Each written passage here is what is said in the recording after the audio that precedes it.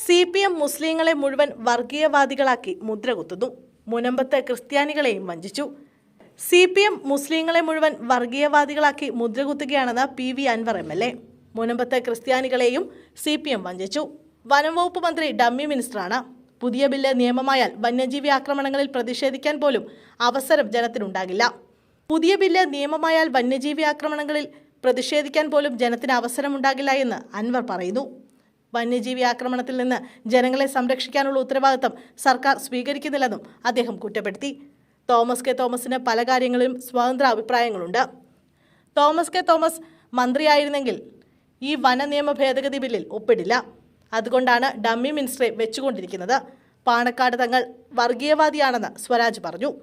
ഉപ്പുവെച്ച കലം പോലെയാണ് CPM. Leadership ക്യാൻസറായി മാറുകയാണ്. എനിക്ക് ശേഷം പ്രളയം, അതാണ് മുഖ്യമന്ത്രിയുടെ നിലപാട്. വിവരമുള്ള ഒരു സ്വതന്ത്രനെയും CPMന് ഇനി കിട്ടില്ല. പാർട്ടിയെ നശിപ്പിക്കാൻ തീരുമാനിച്ചിറങ്ങിയിരിക്കുകയാണ് പിണറായി വിജയൻ. LDF അധികാരത്തിൽ തിരിച്ചെത്താതിരിക്കാൻ RSSന്റെ കരാർ ഏറ്റെടുത്തിരിക്കുകയാണ് പിണറായി വിജയനെന്നും അദ്ദേഹം വിമർശിച്ചു. അതേസമയം നിലമ്പൂരിൽ കേരള ബാങ്ക് ജപ്തി ചെയ്ത അലക്സാണ്ടറിനും കുടുംബത്തിനും സഹായവുമായി PV അൻവർ ഇടപെട്ടു. ഒരു കാരണവശാലും കുടുംബത്തിന് സ്വന്തം ഭൂമിയിൽ നിന്ന് ഇറങ്ങേണ്ടി വരില്ലെന്ന് MLA പറഞ്ഞു.